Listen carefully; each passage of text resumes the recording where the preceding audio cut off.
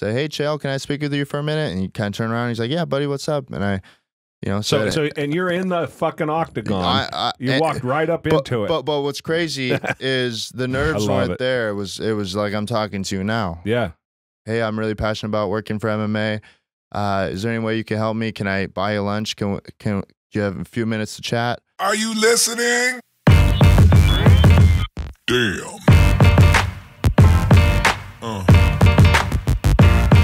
Yeah. We doing this? Let's do this. All righty. We are joined today in today's podcast by Hendrik Tammekivi. Boom. Yep. Close enough. Yep. Well, go ahead. No, that was good. Hendrik Tammekivi. We'll give you the gold medal. Hendrik Tammekivi. I'm fucking there.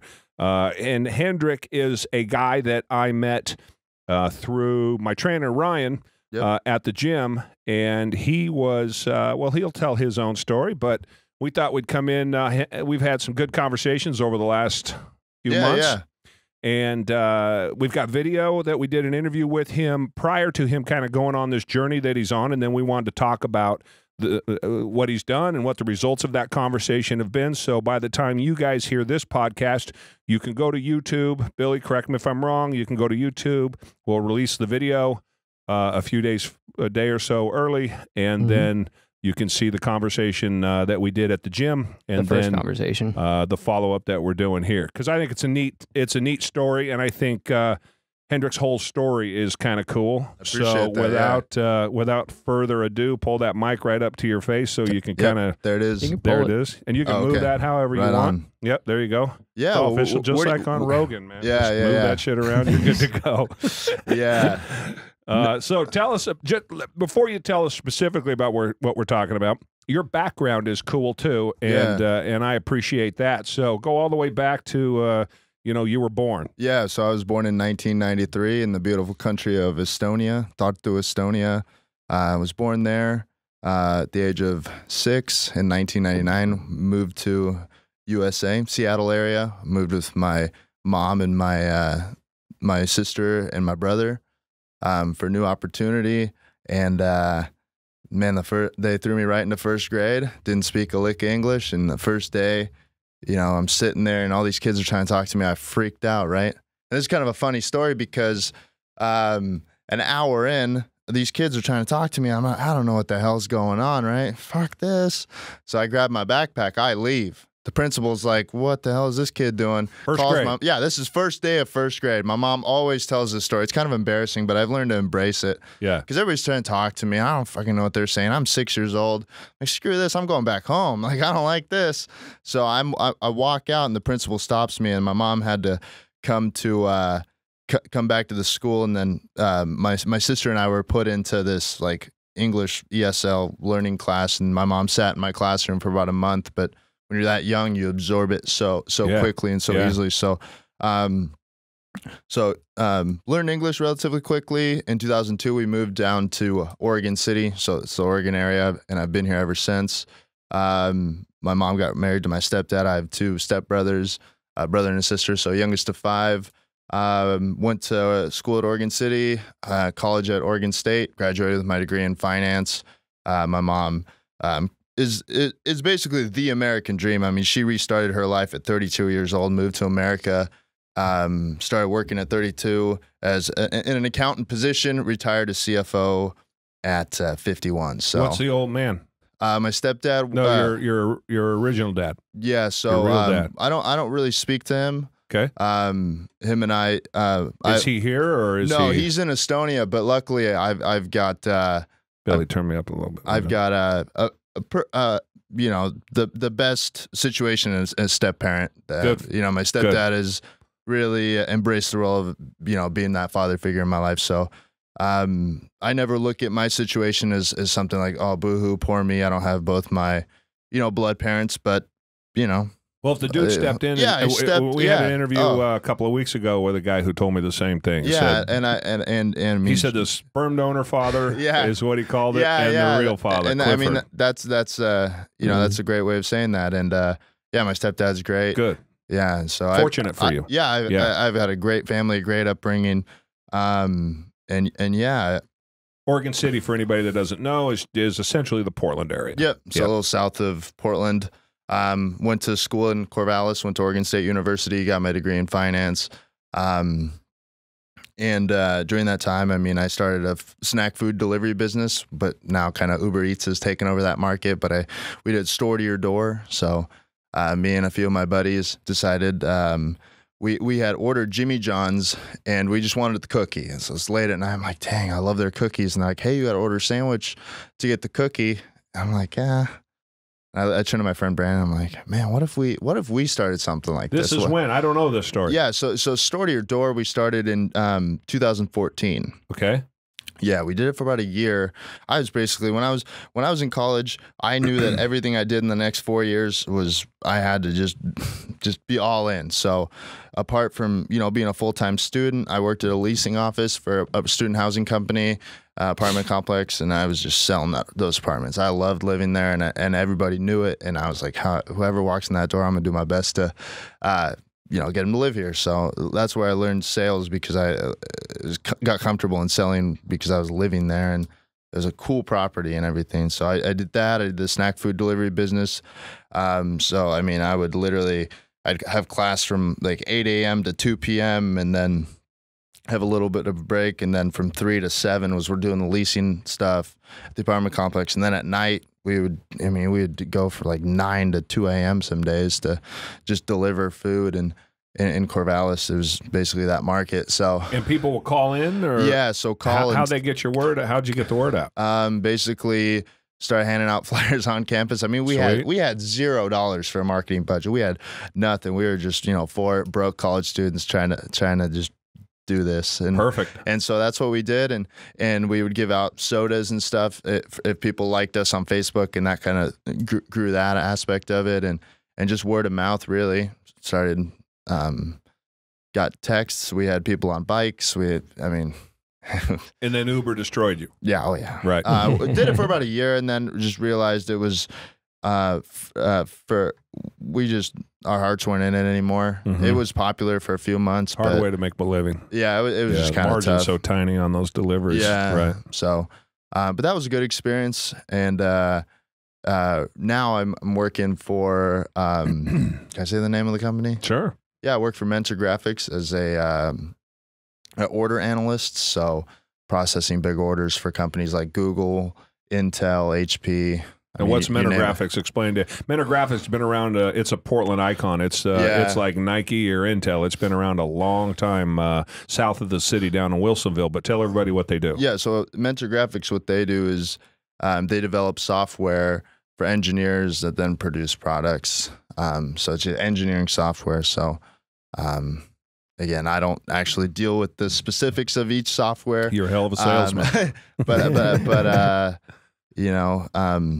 audio in your car, all the digital stuff. I mean, all this software that we sell is used to design for things like that. So we sell to like automotive companies, the military. I mean, everybody. So. Started here in Portland, almost went out of business here about 15 years ago, and has made a tremendous comeback. I know some of the guys that started it originally way back when, and so that's it's a neat story out there because that company's thriving now. Yeah, I mean, it's a great company. Did they actually build up like a software service and then sell it off to somebody to sell, or? Yeah, we have distributors, but we have both a direct channel and a distributor channel. So nice. And you started there right out of college? No, I started there a little over a year ago. Okay. And what'd you do in between? Worked for a food service distributor in Wilsonville. Did inside sales, basically managing accounts for outside salespeople and processing orders and stuff. Cisco?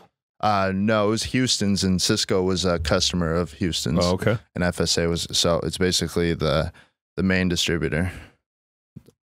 Right. So you go for you want a new job after doing that, and you move to Mentor Graphics, or how is it that you come into that job? So this kind of ties into what we've talked about over the past couple of months. So I went from, so I worked at Houston's for about 2 years, kind of knew that I was basically peaked out at what I could really do. There was no opportunity to really move up. So I was really searching for something new. I wanted something new. I was kind of getting into this, like, 9 to 5, same thing every single day. And it was just like, you know, I don't want to be like the people that are around me that work here for 20, 30 years. And, you know, I knew that I wanted to do much more than that. So I did get an offer from another company. Everything was great. I accepted the offer, and life as I knew it started to deteriorate out of nowhere. So I started this new company. So I put in my 2 weeks at Houston's, took about 2 weeks off, went camping with some friends in Central Oregon, Bend. And I came back, and a week before I was about to start this new job, started feeling a little weird. And it was hard to explain because I just felt really tired and really exhausted. And and you're about 24? Yeah, at this time you're 26 now, I'm right? 26 now. This was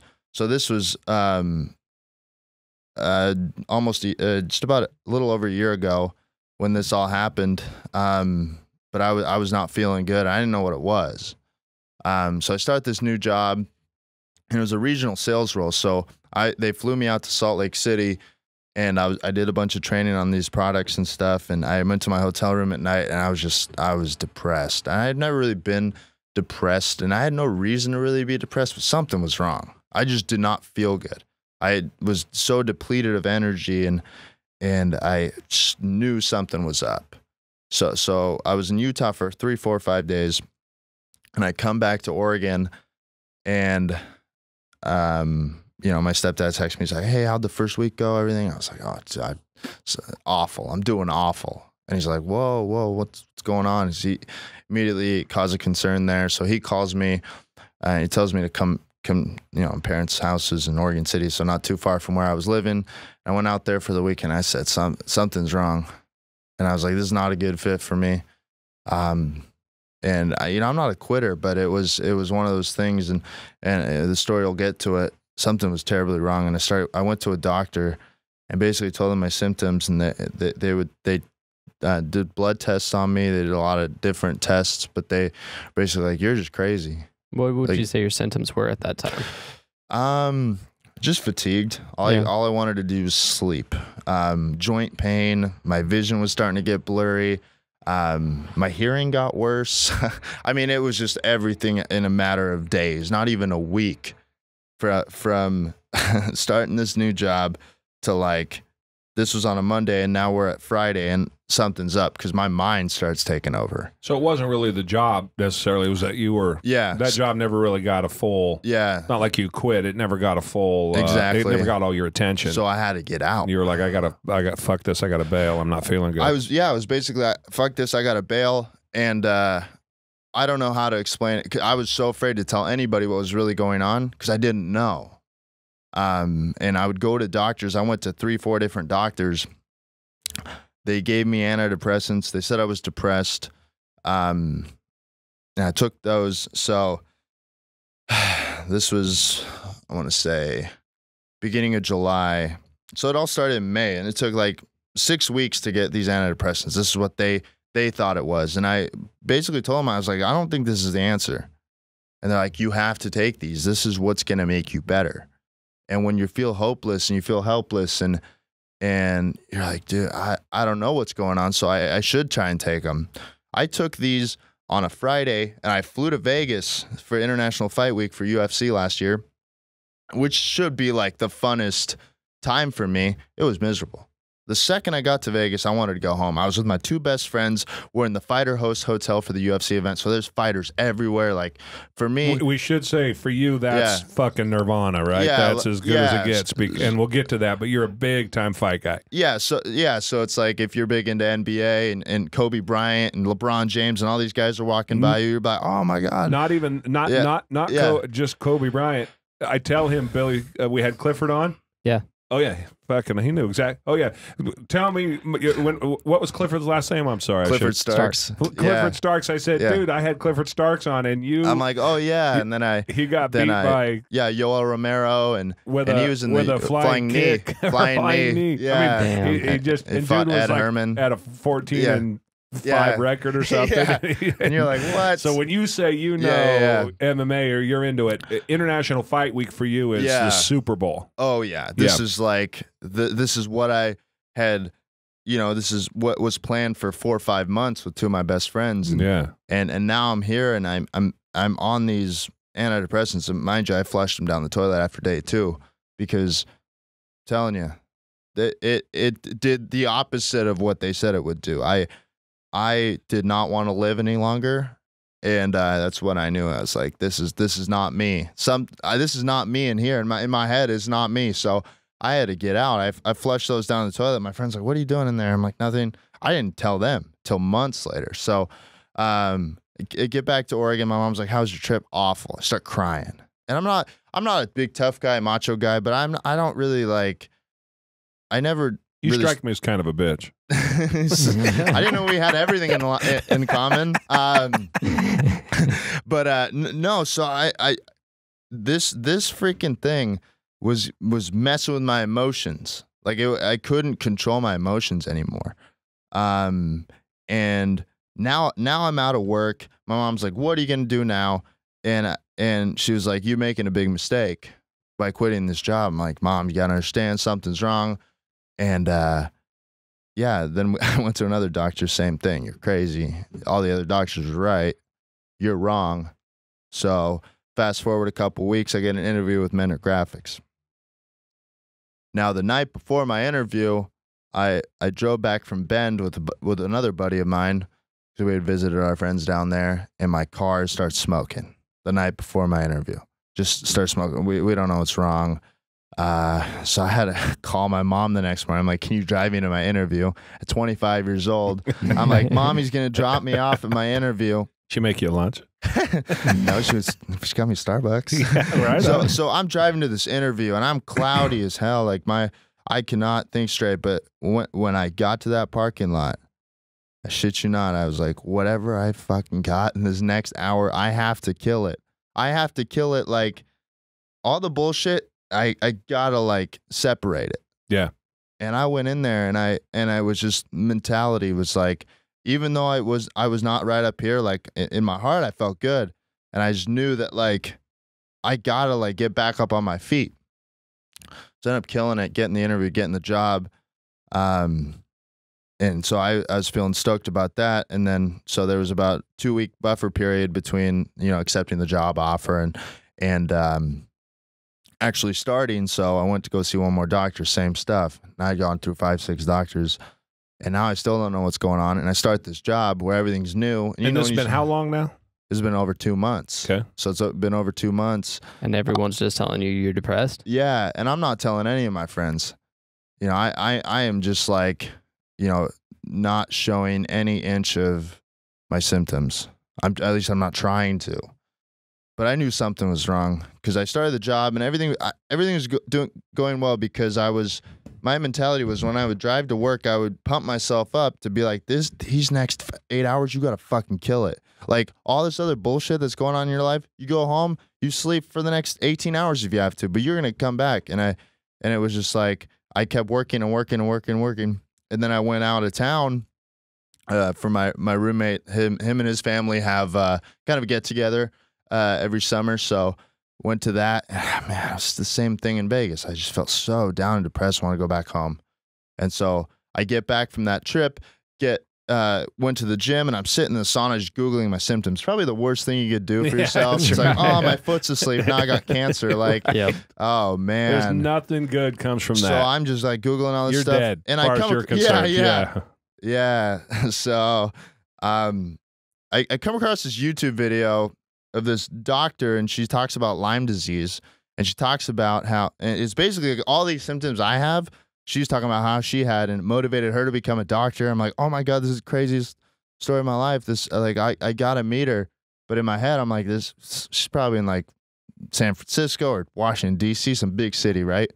So I Google her name. It's like 15 minutes up the road. So I'm like, oh, what are the fucking chances? A YouTube I'm video. like, holy shit. Right. So I call my mom. I'm like, Mom, I found this doctor, blah, blah, blah. And I was like, all right, like, this is the last chance you got of these doctors, because she's getting so tired of like no answers and me going to the same stuff. But I was like, I'm not going to take these antidepressants. So I go to this doctor, and it's all out of pocket, right? Because it's a naturopathic doctor. Right. Yeah. So I go there, and within 5 minutes, she knew what I had. She's like, you have exactly what I had. And what motivated me to go to medical school, because the doctors told me the same thing. I'm depressed. I need to put on handcuffs so I don't scratch myself. And things like that. I mean, she went through the ringer, and she got the brain fog. The brain fog was the worst part. I told my mom, I'd be like, if I have this, all the other stuff I could deal with, you know? I was having cerebral palsy, man. It's like you grow up just like dealing with it. Right. And so my mom always forced me to play soccer and stuff. And it's like, no excuses. So I always had that mentality. But so once I got diagnosed, they made me do a urine test, which tested positive for 3 different forms of Lyme bacteria. It was Borrelia burgdorferi, Bartonella. Those were the 2 major ones. And at that point, it was like a weight lifted off my shoulders, because now I'm like, now I know the battle ahead of me, because for the last 2 months, you're fighting to figure out what's wrong with you. Now I'm like, okay, can we get rid of it? And what gave me hope was, she's like, it's going to take 6 months, but the fact that you sought out like help and you found it within a 6-month period, because she said after 6 months, you can treat it, but it'll never really fully go away. But if you get it if you're able to get it diagnosed within a 6-month window, your chances of getting rid of it are much higher. So they put me on, 4 different antibiotics, and I'm still working. And she's telling me, hey, like, you should really take it easy. I could give you a note, and you can recover for however long it takes. But this is something you need to take very seriously, because it's your health, and being on antibiotics and working, and you don't want to overstress yourself. And you know what I said, Jay? Mm-hmm. I was like, fuck, I'm gonna keep working, because it gave me a sense of, it made me know that my life had value. Because if you take away the work, then what am I doing? I'm laying in bed all day. Right. And then it's like, then the depression's really going to hit at that point. Pretty soon, bad habits form. Yeah. So I kept working, and I'm telling you, I was having like 4 double espressos a day. I was so hyped up on caffeine, because my body would get so tired, but I kept fighting through it. And it's funny, because I look at my, when I started, I have a spiral notebook, all these notes I would take, and I took very specific notes, step by step by step by step by step, because the brain fog, the scariest symptom for me was, you have a favorite song that you know by heart. I would listen to some of those songs, and I start forgetting the words. Mm-hmm. And my grandpa had Alzheimer's, my great aunt had dementia, so I'm thinking the worst. So this is before I got the diagnosis, but having the brain had gone so bad that every morning I set aside 30 minutes to do quizzes or trivia or things that would help with the brain. And I changed my diet to keto diet. Everything the doctor recommended, I was taking: antibiotics, probiotics, all these vitamins, minerals, but I was still working, and I was still trying to kill it. But the crazy thing about this thing is, once you start the treatment, the first month or 2 are hell. Like, it's not one of those things where, you go to the doctor, they give you medicine, you get better. Yeah. This was like a roller coaster from hell. I'm telling you, like, goes down, and then it stays down for a long time, and then 4 months later, it finally came up. And I would go to these checkups every month, and I'd be like, I think I'm misdiagnosed or something, because it's not getting better. And she was like, trust me, you have to trust me. I mean, I had never talked to her before this. Like, it wasn't like a long-term friend or something that, I built a rapport with. Yeah. But I mean, she was right. And it was crazy, because I got bit by a tick in May, and I would say, and I got the diagnosis in September. And so from September till January was just terrible.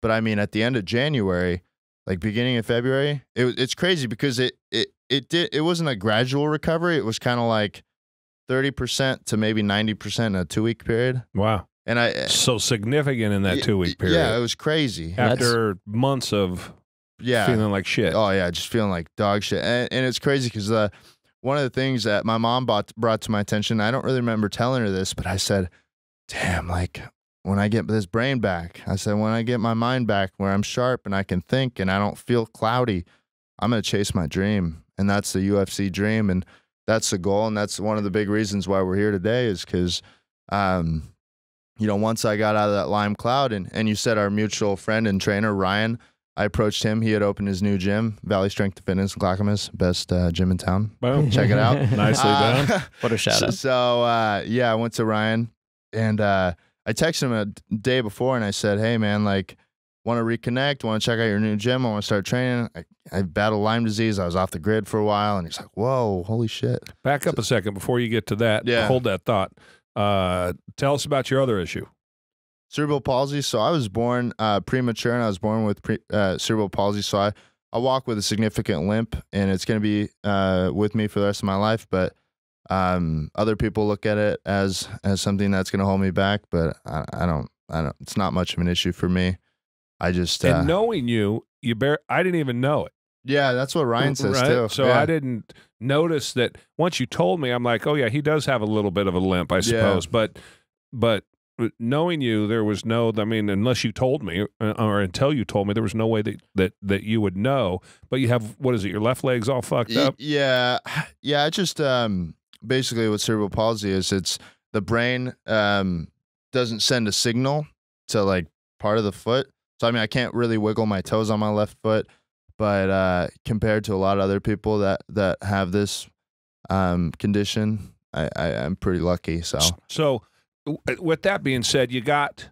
I want to go back to sure, going to work, and you're feeling like shit, but you figured out the Lyme disease. You feel like shit. Now it's time to go back to work. Mm-hmm. The doc's telling you, as they always fucking do, I'll write you a note.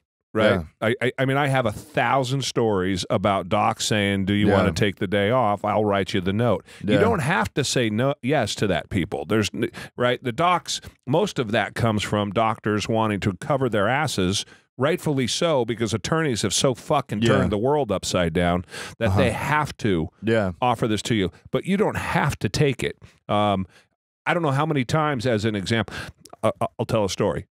And I know Billy's surprised I'm telling a story. When I finally made money, this is in my 30s. I mean, my teeth were rotted the fuck out of my face, okay? Oh, terrible. Geez. As you come from where I come from and grow up poor, no one's telling me to brush my teeth, let alone did I have any sense of taking care of them or flossing or what any of that is.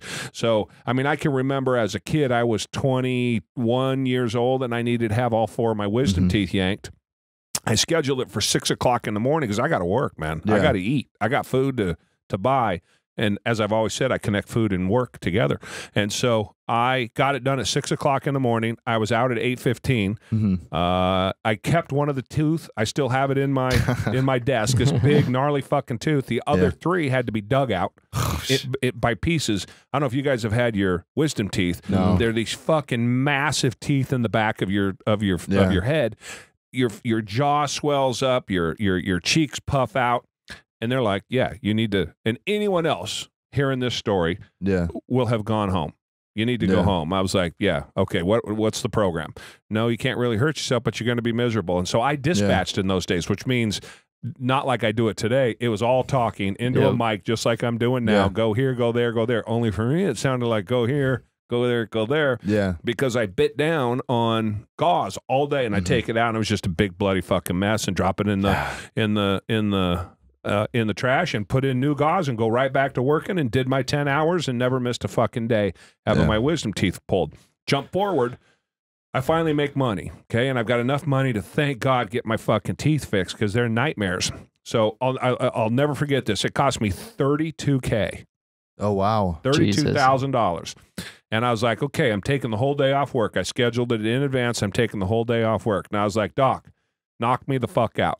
We're doing it all at once. He's like, no, we'll do this time. You know, they give you the schedule. And I was like, no, you don't understand. I'm not coming back. We're doing this one time. He's like, seriously? I had fucking holes, posts, teeth yanked, cavities filled, veneers made. I mean, you name it, casts, the whole 9 yards. I was in the chair for 10 hours. $32,000 worth of work. I had to come back to get the teeth popped back on that they made because I put a bunch of posts in and shit like that, and I did it all at one time and went back to work because I got to work. Yeah. Right? It just pure and simple. He says, you know, I'll give you a couple of days off. I scheduled it on a Friday. I was like, fucking couple of days off. Yeah. The weekend, man. I mean, I got a couple of days I off. already got a couple of days off. No, they'll give you Vicodin. No, you don't have to take it. I didn't take it in this case. I mean, all of these things that they tell you, no matter how brutal whatever it is that you're going through, you get to make the decision. Yeah. So having said that, where do you think? I know where I got it. I got it from survival mode, right? Growing up. That's where it comes from me. Mm-hmm. Where did you get it? Is it being an immigrant? Is it your mom was hardcore? Where'd you get this? Because, you know, most people just take the time most off. people just take the fucking time off because the doc gave them permission to. I mean, I know people who literally have a root canal and take the day off. Yeah, I mean, for me, the thought of quitting never crossed my mind, and I think I think like you were saying, it's a mentality. Whether you're born with it or you develop it over time, whether it's with the cerebral palsy or knowing that I had Lyme disease, and I was like, man, if I made it this far with cerebral palsy and I played soccer and I did all these things that doctors said I wouldn't be able to do, I'm telling you, the doctor, when I was born, my mom told me the story. Doctor in Estonia told her that I would never walk, and she was just basically like, "Fuck you." Right. And you look at me now. So yeah. But that mentality comes from just knowing that sitting at home, that's going to have no benefit for me. Yeah. And I'm able to work, and yeah, I might be a little bit slower than I would be if my mind was clear, but you know, I shut my door, put my head down, and I knew that it was something that was helping me almost in a weird way recover. Right. Such an important trait to have. Yeah. It's such an important personality to have, is that even though you're uncomfortable, we all think that being uncomfortable gives us license to fuck off. And the reality is that for winners, it's exactly the opposite. For the above average, it's exactly the opposite. Yeah. And it's funny you say that, comfortable and uncomfortable, because I told you that in the gym one time. I was like, I finally feel comfortable. And I think that was misconstrued because I meant comfortable and I have my head back. Sure. Right. Like comfortable in the sense that, like, I'm able to formulate my thoughts and I'm sharp again, because I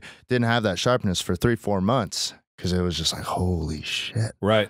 And there was days where I would just be so down, and there's nothing you could do, and you just hope and you hope, because I'm shooting this nasal spray in my nose every 2 hours. They said it's supposed to clear it up. God, this doctor knew what she was talking about. Courtney Day, Restorative Health Clinic, best doctor ever. So cool.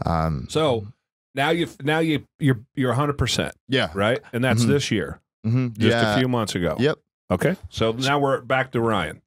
Yeah, back to Ryan. So as I was getting closer and closer to 100%, I knew that one of the toughest things during the Lyme disease was my joints and my muscles. I'd be really achy, so I couldn't really train the way I wanted to.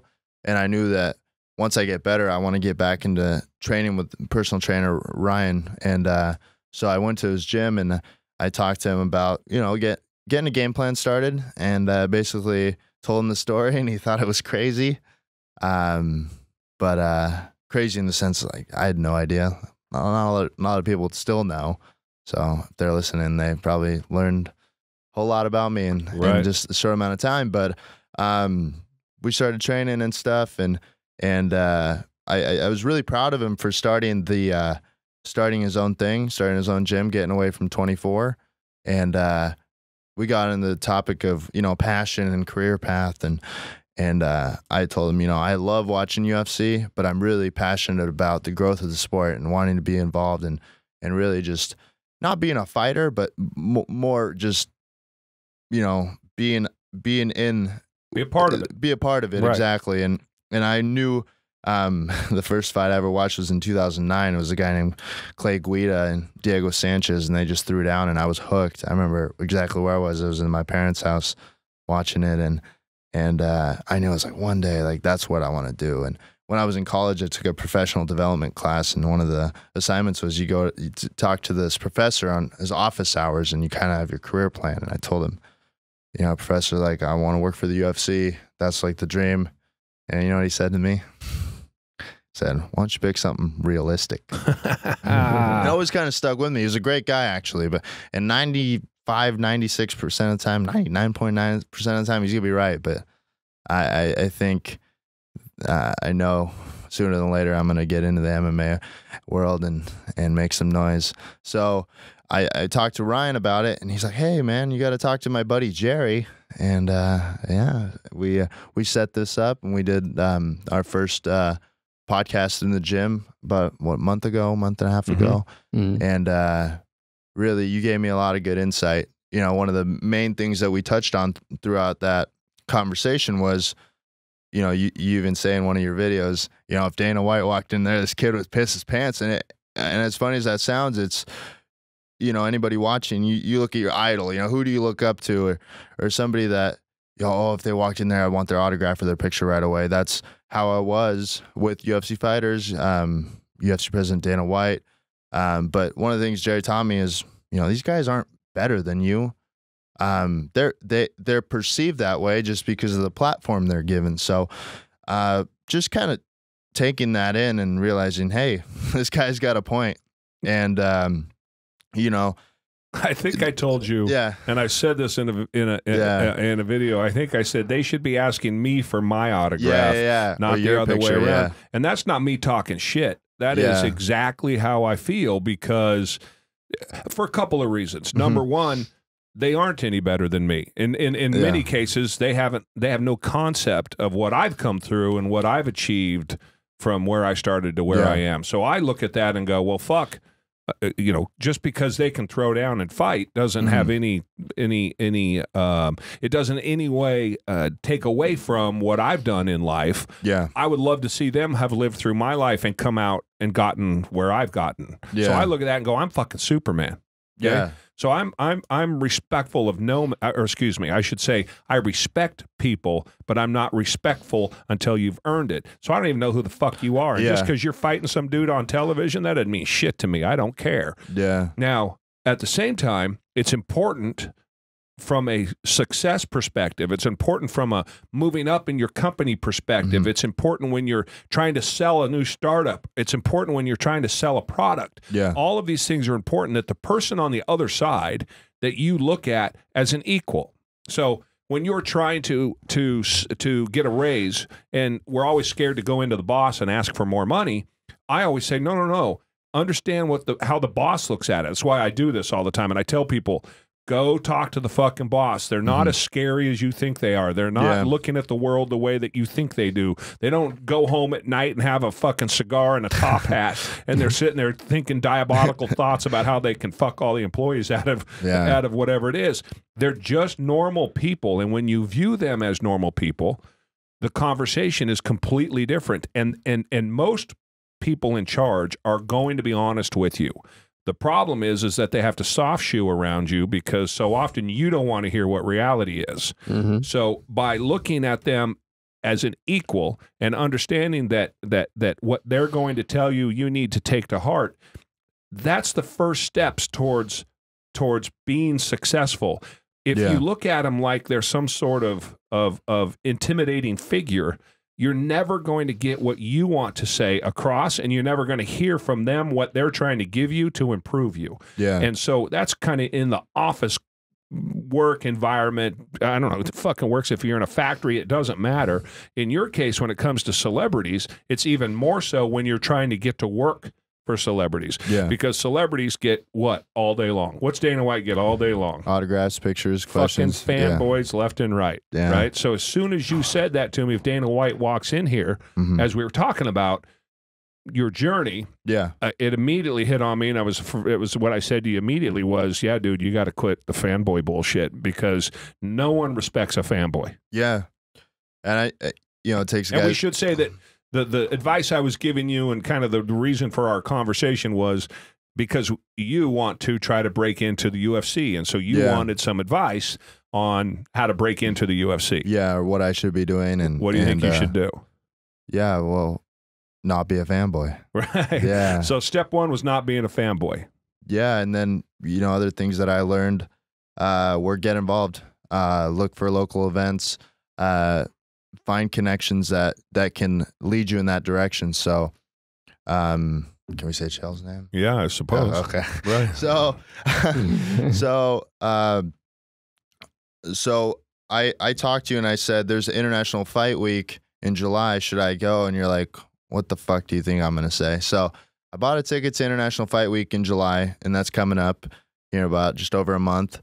And after I bought that ticket, I realized there was 2 local MMA shows going on in the Portland area, and I bought tickets to those, and with the intention that I was gonna talk to Chael Sonnen, who is a local MMA fighter. He still fights. He's fighting in a few weeks against Lyoto Machida in Bellator, which is a rival organization of the UFC. But Chael is a 3-time UFC title contender and has over 20 fights in the UFC. So I knew that he could be a good resource for me.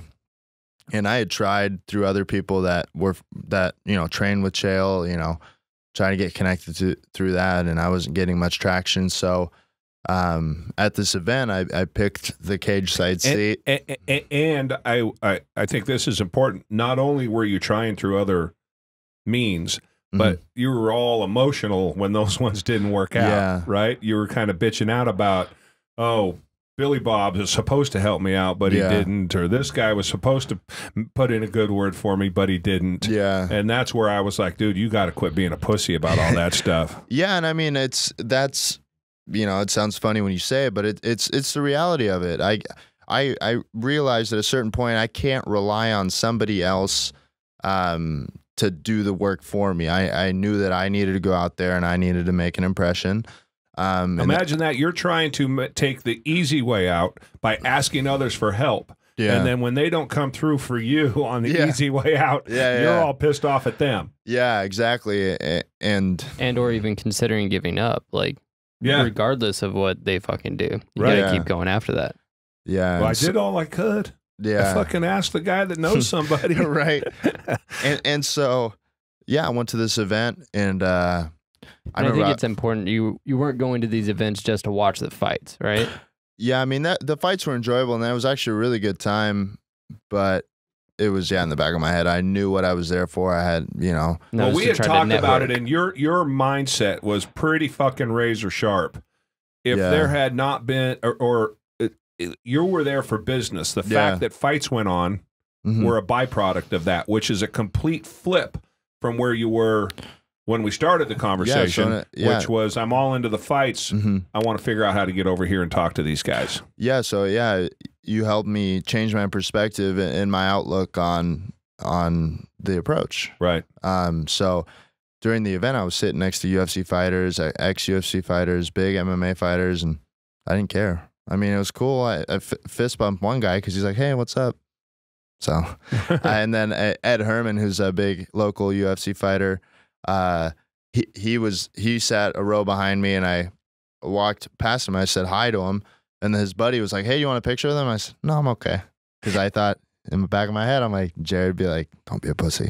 And what would you have done weeks before? Autographs, pictures. Yeah, the whole thing. The whole 9 yards. Yeah, Instagram, Facebook, Twitter, everything. Yep. So all the socials. So yeah, exactly. So during the event, so my goal was to see Chael Sonnen and talk to Chael Sonnen and kind of, because our thinking was, if you could get to Chael, he's probably the biggest name that we knew close to us that would give you the opportunity to or would at least be an opportunity possibly to get into the game. Yeah. Right? And not the UFC necessarily. Maybe MMA. you were aiming for the fucking big leagues, but really just MMA. Yeah, even starting locally. And even start local and build that experience. Right. So I just knew that's what I needed to do. And it was funny because I was sitting next to a guy, and he asked me what I do for work. So I kind of gave him a little rundown of what we spoke about so far. But I told him this is a dream. I was like, I'm going to find Chael. And I told him, and he didn't know me at all. This guy from Spokane. And then during the event, I saw Chael. I saw his family. And then Chael kind of left. And I'm like, did he leave? And they had a guy there that's in charge of, building the cage and breaking it down towards the end of the event. And I asked him, hey, do you know where Chael went? He's like, oh, he might have left. I think he had some sort of issue going on in my back of my head. I'm like, damn it. So I'm texting you. I'm like, dude, I think Chael left. He texts me. Yeah, you're like, dude, he was sitting with his family and he just got up and left. Yeah, and I'm like, what the hell? The fuck am I going to do now? So and it's hard because he was sitting cage side, but on the other side of the cage, and how the venue set up, you got to like go out one exit, go in one exit, and they had security all over the place. So it's kind of, I couldn't go directly to where he's sitting. So I knew that I needed some other sort of opportunity. So then he came back because when the main card started, he was doing the post-fight interviews. So Gilbert Melendez won and some other fighters won. And he was doing the interviews, and he would kind of walk towards where I was sitting in the cage, because I was a cage side, and he would walk towards the cage, and I'd be like, hey, Chael, hey, Chael. I'd try to get his attention that way, but it wasn't working because it was so loud in there. So I'm like, shit, I got to figure out another opportunity. But I had sent you a picture of him interviewing Gilbert Melendez, and you're like, there you go, man. Now you have no excuse. And in my back of my head, I was just like, if I don't try my hardest, Jerry's going to call me a big bitch. And it was like, it sounds funny, but that was literally my mindset. It's like, I can't leave here empty-handed. So they had the fights go on, and the main event happened, and it was a pretty good fight. And then Chael's doing the interview, and then I'm just seeing all these fans try to swarm him on the other side, and I'm like, there's no way I'm gonna get through that crowd of people. So I saw my opportunity. I walked in that cage, and the security guy puts his arm around me. He's like, hey, you can't go in there, and I kind of shrugged him off. And I'm like, oh, fuck, now I really got to go, right? Right. I got tunnel vision. I'm going towards Mr. Sonnen. And you're thinking, I'll ask forgiveness. Yeah. Not permission. I mean, because I kind of had to. And I said, hey, Chael, can I speak with you for a minute? And he kind of turned around. And he's like, yeah, buddy, what's up? And I, So and you're in the fucking octagon. You walked right up into it. But what's crazy is the nerves weren't there. It was like, I'm talking to you now. Yeah. Hey, I'm really passionate about working for MMA. Is there any way you can help me? Can I buy you lunch? Can you have a few minutes to chat? Love to talk with you. And I had I had this business card that I was supposed to get from Vistaprint, but they didn't show up on time. So I had this, like, it wasn't great, but I went to FedEx and I cut it on like certain paper. So it was fine. And so I gave him my card, and he's like, thanks, buddy. I'll reach out to you. And so what I said after that was, hey, that's awesome, and I appreciate it. Can I get your info just in case, if you happen to lose it or something? Can I get your number? And he gave me his email. I don't blame him for, oh yeah, here's my number to everybody. But got that contact info, and he said, I'll get back to you right away. And so inside I was really excited, but I wasn't gonna be like, oh my God, yay, this is the best thing ever. But after that, I called you, I called Ryan, I called a couple other people. Just, I was happy because that's what I wanted to do. That was the whole goal. And it's like, hitting that buzzer beater. This is what I needed to do. Yeah. You were jacked.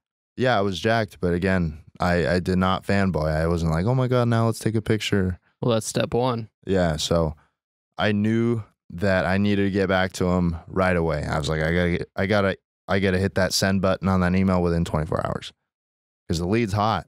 So that's right. So and verbatim, I'll get back to you right away. So I took that for what it was. So I sent him an email. He got back to me like within an hour. And he said, I respected your approach. And that was validation for, I was happy that I did it the way that I did versus getting a recommendation through somebody else. Sure. Whether it be another fighter that I knew or somebody that was close friends with Chael. I'm glad it went the way that it did.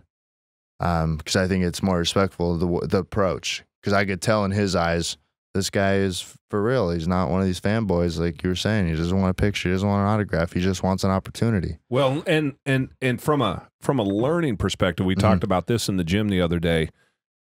Can you imagine yourself having done something like that 3 months ago? Absolutely not. Right? I could have told you maybe yes, but I think the execution wouldn't have been there. I would have been too nervous. Yeah. And I think because your perspective was all fucked up from my side. Yeah. Your perspective was fucked up the way that you viewed the fighters and you viewed the whole process. Yeah. And once you got your head straight on that, you look at the level that you then moved yourself to, walked into the fucking octagon, introduced yourself to this dude that you would otherwise have been wetting your pants over, right? You're not wrong. and simply was all matter of fact in business. So now where are you operating? If you started at let's say you were a 1 to begin that, and you're not. Let's say you're probably if 10 is all you can achieve and everything you can do, maybe you're a 3 at 26 years old. But that moved you to a 4, and those fucking moves sometimes can take going in the cage. And going in the cage, and you I don't want to downplay the post fight. When you do something like that, it becomes, and I've said this before, it's your new normal. Yeah. So you almost talk about it like, there's fucking nothing to it. Dude, you were a wreck, right? Oh, yeah. You were like, fuck am I going to do? How am I going to do this? Yeah. We had all these conversations, went in and did it, and now you're like, there's nothing to it. So what are you going to be able to do with that, right? You're going to be able to go up and talk to almost anybody, essentially. Yeah. You'll be able to do get through anything. You'll be able to do the things that it takes to be to give yourself that opportunity to be successful. Yeah. You don't want to downplay that. You move from a 3 to a 4. Now you're looking down at the 3 going, the fuck kind of pussy was I? Yeah. And so you helped really plant that seed as to this is what I have to do. And it's not one and done. It's I'm going to have to do this 100 more times. Right. And I realize that, and I'm excited about it, because I was telling Billy just now is what's going to happen when I go to Vegas is I've already had the practice run in Portland. So now it's just, there's going to be more fighters. There's going to be more people that, 3 months ago I've been like, photo, picture, where now the mentality is, hey, how's it going? Here's my card. And, look at them like I'm talking to you or Billy, not looking at them like there's something on a pedestal. Right. I think that is so critical in being successful, is knowing who you're talking to, but not putting them high up. It's just another person. Just another person. Yeah. Well, and at the same time, like with you talking to people that you know and them following through, and then you getting angry about that or upset about that or letting that dash on your dreams a little bit, is that same thing with Jalen. Yeah. I mean, he could stop responding tomorrow, never get back to you again. You never hear from him again. Yeah. But you can't let that stop you. I almost had to call him out because you sent that I sent you that text. Yeah. And then he didn't respond to you right away, and you quickly went back to bitching out. Yeah. Because you're like, I haven't heard from him yet. Yeah. And so it's funny, I sent you that, and the next morning, boom, response. And I think it's all about perspective, and it's all a learning experience for me. And realizing that, it's not going to happen overnight. Sometimes I think my mistake partially was I was riding a little too high on getting that initial email, that I was like maybe looking at it more like, oh, here's the email. That's like a UFC job contract. No, it's not that. It's, right. It's nothing like that. And I still have a long road ahead. And talking with you and taking your advice and implementing it to when I go to Vegas and when I go to Sacramento and all these other UFC events, it's the same thing. It's talking to people, meeting people, making connections, and hopefully, one of those people, if only not takes more. one. Yeah. And so I think having gone through the Lyme, having gone through cerebral palsy, having gone through all these, setbacks in my life, it's taught me that there's no perfect opportunity to chase your dream. You just gotta get up and get after it. And it sounds cliche, and everybody's gonna tell you believe, dream, achieve, but taking your legitimate advice and implementing it to what I want to do and seeing success. I hope somebody takes inspiration from what I'm doing and applies it to their lives. And there's no guarantee that you're going to get the job. Yeah. There's no guarantee that you're going to achieve that dream of working in the MMA. Yeah. There's no guarantee that the job in the MMA is what you think it is. Yeah. Right. And that dream may have been completely unfounded. Correct. And you had in your head what you think it is based on that 16-year-old kid that saw his first fight. But you're chasing it. Yeah. And you're going after it as hard as you can. So you're going to be able to say, I chased my dream. It wasn't what I thought it was, and I moved on. Or I chased my dream, and I'm doing it right now, and this is where I want to be working.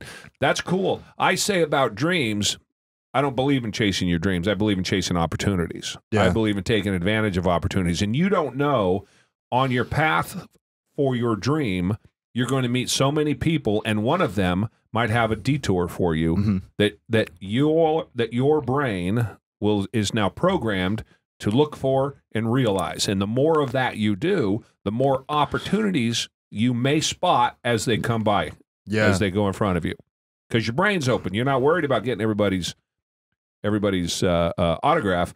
You're worried about, what are you doing for you? Yeah. Right? What are you getting out of this? So handing out those cards, speaking to people, getting my name out there, and also not just going to Vegas, you know, going to Sacramento, going to multiple UFC events that are in the area, you know, maximizing those opportunities and meeting more and more people. And it may never happen. Yeah. But you're not going to say, I didn't try. Yeah. You won't be able to say, I didn't give it fucking as much as I could. Yeah. I gave it. Yeah, and I don't want to half-ass it either. You know, I'm really, really trying. Right. And it's every day just thinking what else I can do, whether it's applying to other jobs or meeting new people or sending more messages or more emails. It's getting myself out there. I love the walking into the cage, and I've told you this, and Billy's heard me say this many times. I wish more people could. You know that movie Ghost? Yeah. And the ghost can come sit inside of the human and see through their eyes, and all of a sudden for a little while there. You know that movie, Billy, Ghost, with Patrick Swayze? I don't. For fuck's sake. Damn it, Billy. You could just being honest. Just say yes so you don't shit on my point. Yeah. I know better than ask Billy about any movies because, oh man, I get no's more than I get yeses. Yeah. Anyway, so this movie Ghost, and the ghost kind of can sit inside of the body. It had Patrick Swayze and Demi Moore, and he gets killed, but he becomes a ghost, and he can sit in other people's body and see through their eyes. My point being that I've always said that if you could look through my eyes for 5 minutes and see what I've seen and see what's possible and see the way that I view the world, you'd be like, man, I'm a bitch. I haven't done anything. And once you get a taste of that, I think, because I always say for both of you, I see more in you guys than you see in yourselves.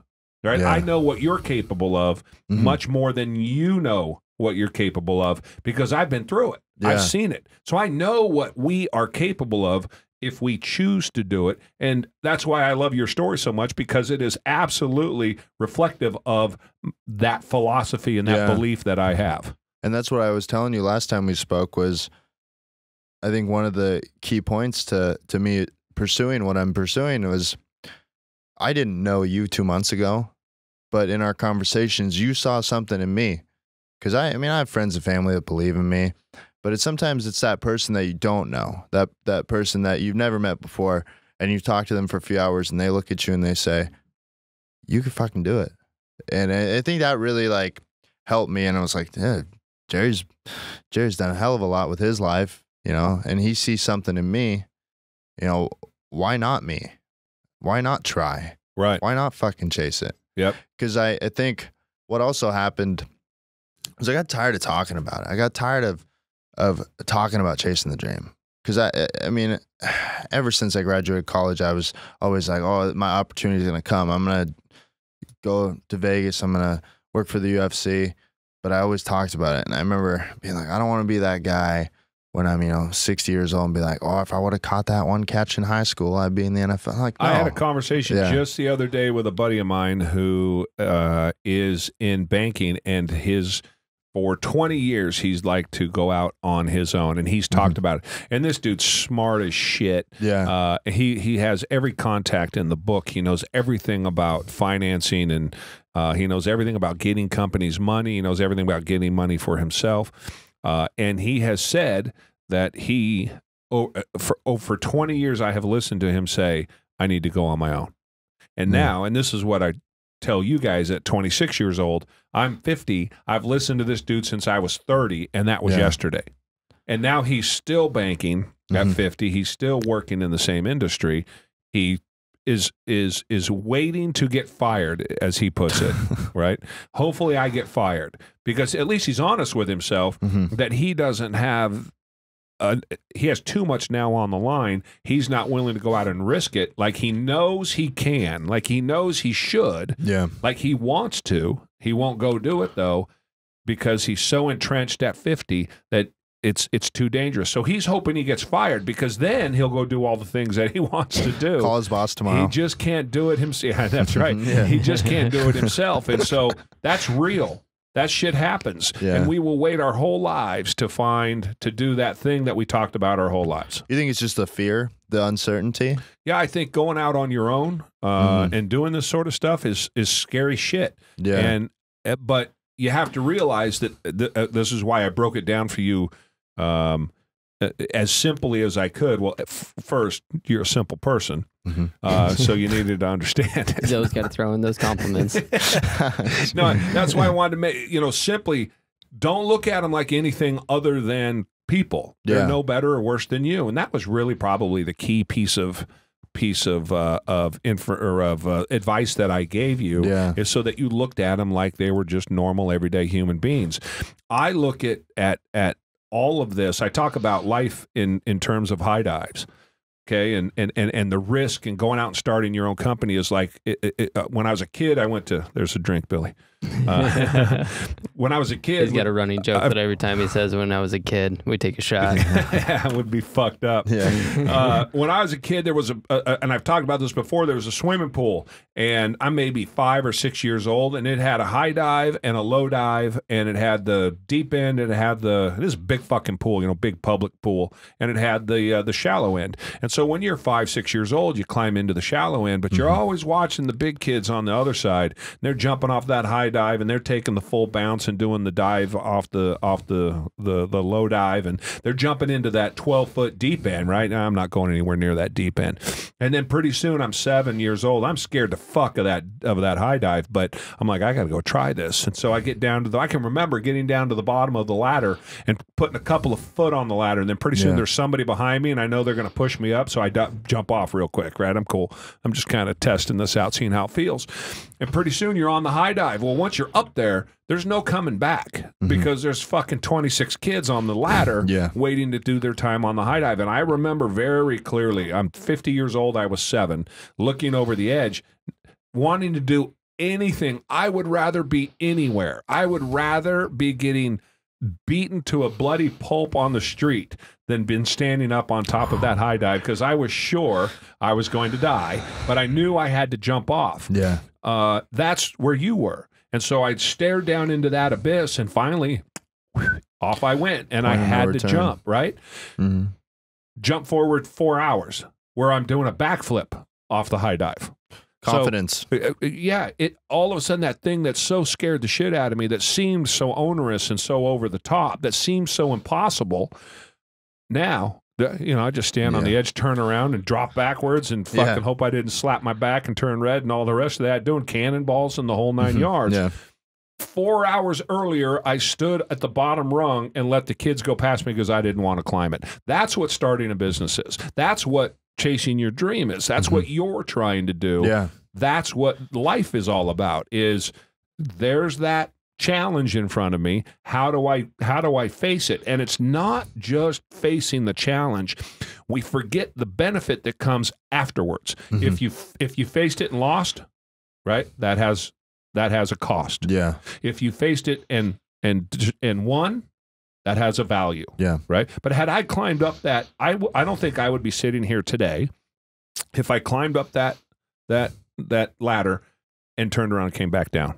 I don't think I'd be sitting here today. I think that as a 7-year-old showed me what I was capable of when I jumped off that fucking high dive without anybody pulling me or pushing me or asking me or telling me, or my parents down there or my big brothers or whatever it was, right? I went up there. I remember that all these years later. That's why I said when you walked into the octagon, dude, you went from a 3 to a 4 or a 4 to a 5, whatever our number is. You moved up because your new normal changed. Just like when I jumped into the water the first time, my new normal changed because now I'm running back and going up that thing as fast as I can, and I'm on the fucking high dive till it gets dark. Yeah, it was just one of those moments, like I'm sure I could really compare it to what you went through. It's just like point of no return. Gotta go. Yeah, and I thought to myself was, I didn't come this far to come this far. Right. So, but it's the fear that stops us from doing. We love to talk. Yeah. It's easy to talk. You're hanging with your boys. Yeah. Dude, someday I'm going to be in the UFC. Anybody can fucking say that. It costs you nothing. Mm-hmm. And then your buddies are like, oh, yeah, but nobody fucking believes it. Yeah. Right? They're just there to agree with you. They just say, that seems reasonable. And then a week goes by, and a month, and then a year, and pretty soon it's been 4 years, and then you almost fucking get Lyme disease, or you get Lyme disease that damn near kills you. Yeah. And you're like, man, maybe all this shit I've been talking, I need to actually go out and do it. Yeah. And I think it's important to know how many people would actually go through all of those steps, get up to the point, talk to somebody like Jerry, get that advice that they needed to make something happen, and then still not do anything. At worst, at your age. Yeah. Right? Few. Yeah. So the fact that few. It's hard taking advice. It is. Right? It's hard having people tell you don't know shit. I get it. It's hard saying, the fuck does he know? And particularly when you're young and you're all full of testosterone and pissed off and all of that, it's hard taking that advice. But it's when you need it the most, because the earlier that you can set that expectation for yourself, the earlier you can become a 4, the faster you can get to a 5. Okay? I know a lot of people that are in their 40s that are still fucking 4s.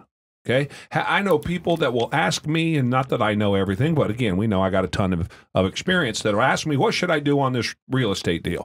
And I'll tell them what to do, and they do the fucking exact opposite. And then it ends up costing them money. I was like, I've only done that 100 fucking times. I gave you that shit for free, right? I gave you this advice for free. So when you can take advice, that was when I was 28 years old, is when I told myself to shut up and listen. Thankfully, I had somebody, or I had my own, in my own head, I was willing to do that. If you can do that, the earlier you can find that person to give you instruction, to give you advice that's been there before, and let you learn on their back, well, who in the fuck wouldn't do that? Yeah.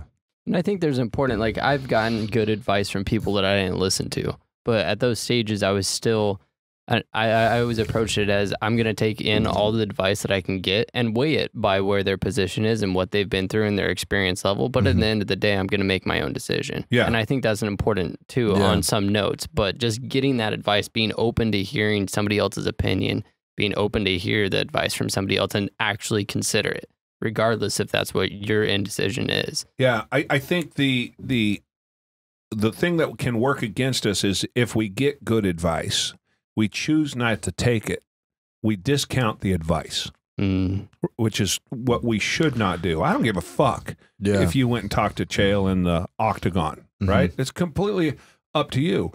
I gave you the advice. I told you what I would do. Here's how I would handle it. You chose to follow that and had the kind of results that you were hoping for. But had you not done that and decided for yourself, no, I'm going to try this other way, you easily could have said his advice would have never worked because that security guard wouldn't have let me through the gate.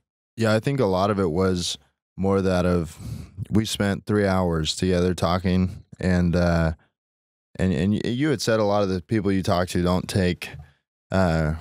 don't follow through on the advice you tell them. They just kind of like, oh, you know, but you're different than I am, or whatever excuse they might have. Whereas my mentality after we got done talking the first time was, you know, for one, this guy knows what he's talking about, and for two, it's like, he put in this time to talk to me for free, and I've been talking for the last few years about how I'm gonna go work for the UFC. Like, it's time to get after it. Yeah, and it was a mentality, and it was like a thing. Like, you spent your time, so I kind of felt it. Not, you know, I owe it to myself, but I owe it to you as well, because you're spending your time on your weekends and giving me advice. Like, that'd be kind of a weird thing for me not to pursue my dreams. And that's part of your personality. I mean, that's a big part of who you are, is that you didn't want to fail. For you, you appreciated and respected the time I put in. And I mean, that is what I am all about, being honest with yourself. Look in the fucking mirror. Don't look in the mirror and say there was a security guard there. Look in the mirror and say, I didn't go through the security guard. I didn't even fucking try to go through the security guard. That's what and so that's what I'm all about, is look in the mirror, be honest with yourself, and say, I didn't do. Look, dude, my mother made, my son graduated last night. My mother made cinnamon rolls. Okay, my mother's cinnamon rolls. I literally would murder both of you right now for a fucking pan of her cinnamon rolls. They are so good. I know full well they're just nothing but sugar and caramel and fucking bread and everything I'm not supposed to eat. Yeah. I don't know. I had 2 of them, maybe 3. I'm not too certain. I had one on the way to the gym this morning. Pre-workout. It's my pre-workout. You earned your carbs.com. That's right. That's exactly. There you go, Ryan. There's another one. So my point being, I knew full well what I was doing. I was 100% cognizant. I wasn't saying to myself, well, my son graduated and my mother went through the trouble, and so I'm going to eat these, right? Because you don't want them to go bad, and she spends all that time. No. I could have not eaten them. My fucking sons and daughter will destroy those all by themselves. They don't need mine. I was like, I got to get mine before those motherfuckers get in there and eat all the cinnamon rolls. So that's being honest with yourself, and look where it gets you. Yeah, and I think a lot, to kind of backtrack a little bit about, being 26 and being young, and I will say a year ago maybe I would have thought I was invincible, not in a weird way, but when you're 25 and you're going to the gym and you're healthy and everything's going well, like Lyme disease really kicked my ass and was just like, nope, you're not what you thought you were. And then having gone through that, it was in a weird way one of the best things that could have happened to me, because it puts things into perspective. Things that you could normally do suddenly were so fucking difficult. Whereas now it's like, I feel better. So it's like, fuck being that. Let's go be great. Like, fuck being sick, being down, being in bed all day. Like, I'm gonna fucking get after it now, because that taught me the value of life and the value of health and going after it. Because there was moments where I was just like, I'm 25 and this is the peak of my fucking life, and what am I gonna do now? Like, what I'm gonna be known for, like graduating college and like working for a year, and then my life goes to shit. And I was like, the fucking minute I get better is I'm gonna fucking chase it. So, it's going to be a long road, but I'm tell you what, like, I'm not stopping. Nobody's going to fucking stop me. If Lyme disease can't stop me, if cerebral palsy can't stop me, nothing's going to fucking stop me, Jerry. Yeah, I like it. And that is where, to finish that thought a little bit, you're now capable of giving advice. Yeah. Right? Because you have that perspective. So you could give advice to the hot shit 26-year-olds that think they know everything and don't need to listen to anybody, and be like, whoa, brother, you gotta fucking slow that mule down, because you're about to get kicked, and here's why you need to have, here's why you need to be thinking about it. Now, you have the experience from this, albeit limited experience, right, at 26 years old, but you've got experience now to pass on to other people. That's all I'm doing. All I'm doing is saying, dudes, I used to be 26 also. Here's where I came from. Here's the lessons I learned. Yeah. Here's your lesson. Here's what you learned. Fucking, you can either listen to it or do it the hard way. I don't know. Fuck. Let me try to. You can make guys' lives easier based on your story. I think the big thing is just, when people go through hardships, they use it as an excuse to not do something, where I was just like, I fucking went through this. I never want to feel like that again.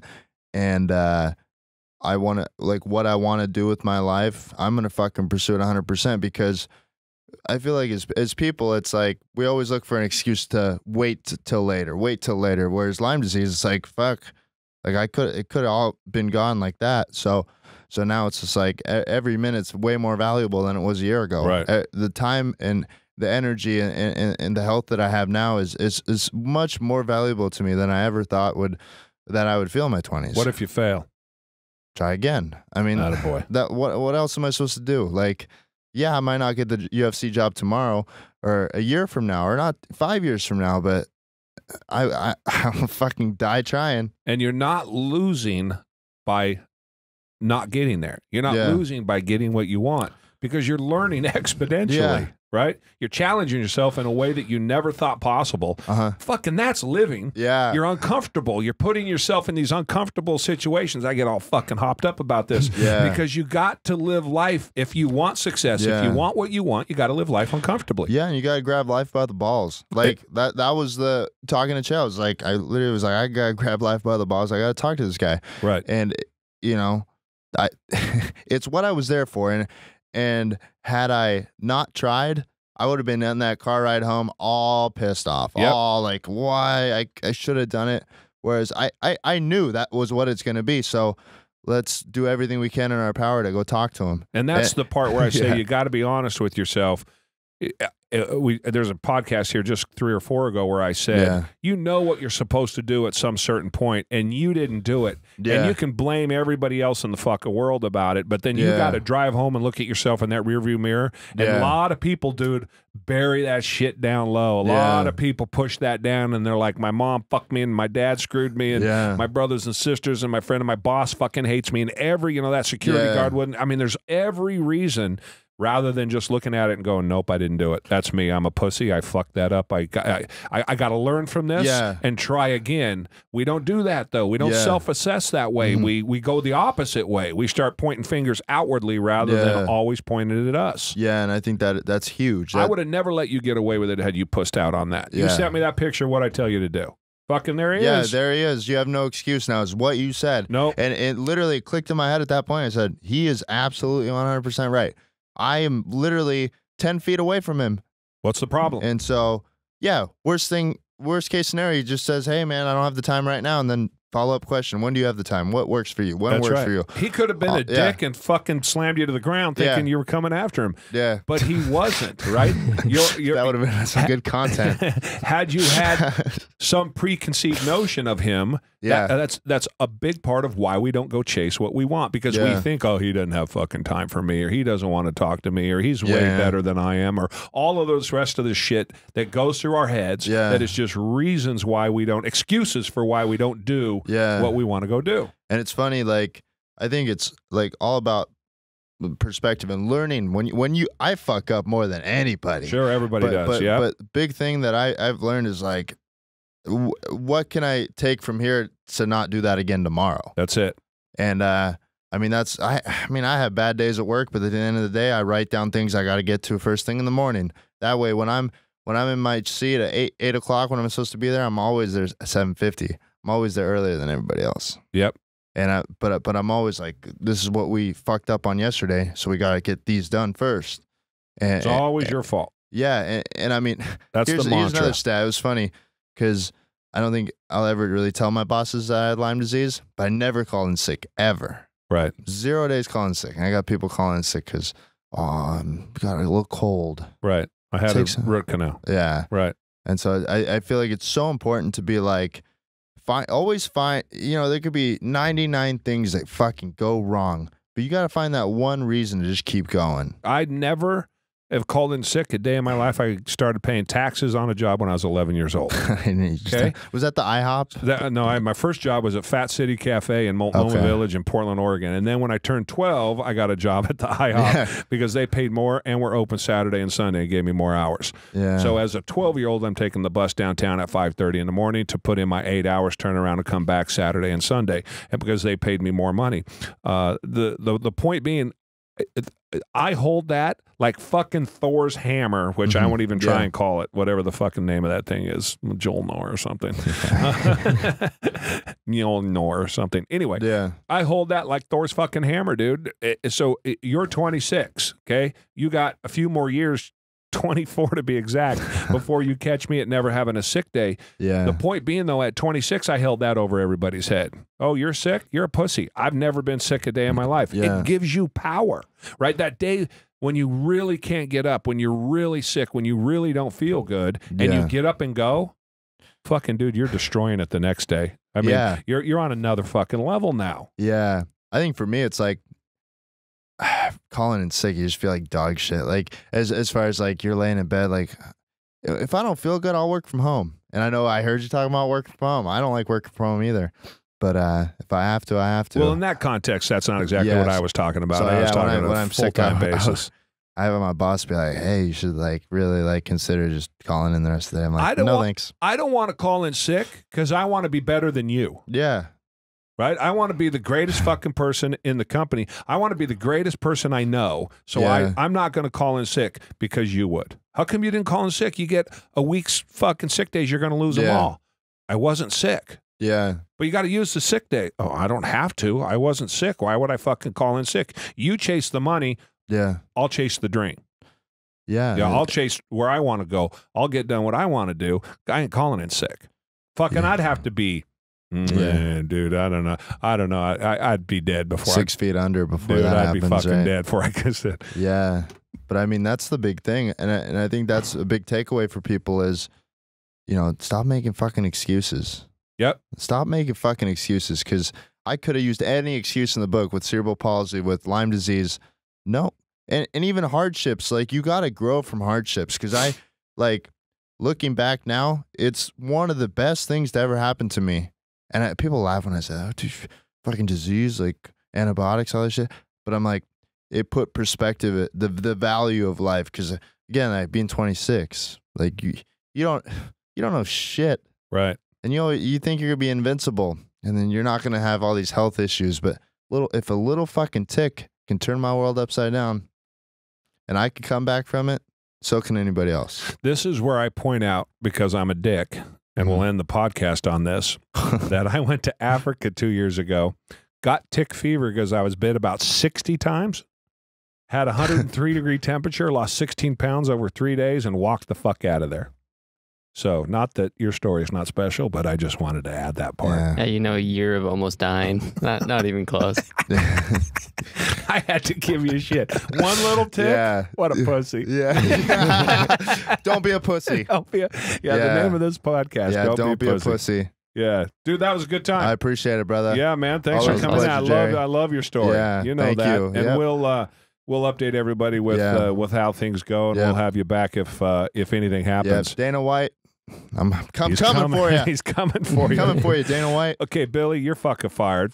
Yeah? Yes, because catch us on Spotify. We didn't pitch. We didn't pitch at Not all. one fucking time. We keep saying you got to do it at the beginning. You got to at least work it in the middle. What are you trying to work in? You got to work in your socials. Okay. Okay, we got to remind people. You got to go there. You got to check the little box. You got to get the little reminder so you know when a new one drops out. Yeah, go to YouTube and what if we did one right now? We just tied it in earlier. That's because when you answer the phone, that's too smart, dude. Yeah. Just break one in. That's beyond Jerry's. That's Come on, let's break one in. What's up, motherfuckers? Go check out our pod. That's right. Go check us out. That's all I'm trying to say. Go check us out. We're everywhere. That wraps it up. Thanks, everybody, checking us out. Thank you. To go to YouTube and Instagram, Facebook, iTunes, Google, and Reddit. Jerry Brazie on all of them. I'm digging. 110 episodes later. Suck it off. And he still has to read the list. Fuck off. To know I hate what you, social Billy. medias we're on. If I don't read it, I've either got to memorize it or I've got to fucking read it. Got that Stevie Wonder vision with that Spotify. Dude, so damn he didn't big. want me. I've still forgotten. Yeah. You know the story behind the time I forgot this? No. Fucking. Time? Did we tell? Fuck off. The times. Did we tell the story where Daniel? We had Daniel in a few months ago, and I read this whole thing and I forgot Spotify on our 100th episode. And so he cut it out and was giving his shit about it. He's like, dude, you didn't say fucking Spotify. Yeah. That's why I say Spotify. Fuck you, Daniel. Spotify. It was a big thing. We got it on Spotify and it was supposed to be a big pitch, and Jerry forgot to say it so many fucking times during our early episodes. Yeah. Uh-huh. I told him in one of the episodes, I'm just going to go fucking write Spotify in big letters on his paper so he can't forget it. And he still forgets it. Spotify. It's Spotify. JerryBrazie.com. Check it out. We love it. Billy's done a nice job. It's brand new. It's looking good. It's going to look better. Some blog posts going up there. Some stories from what's the latest one? The first one's going to go out. It's just kind of my story and how I got where I am and kind of some of the bullshit that I went through. Check us out. Send us your questions to questions@jerrybrazie.com. And fuck, you just heard straight from the horse's mouth. You got to remember, people, opportunities are everywhere, but you got to go get them. That's right. Peace out. Thank you. Peace.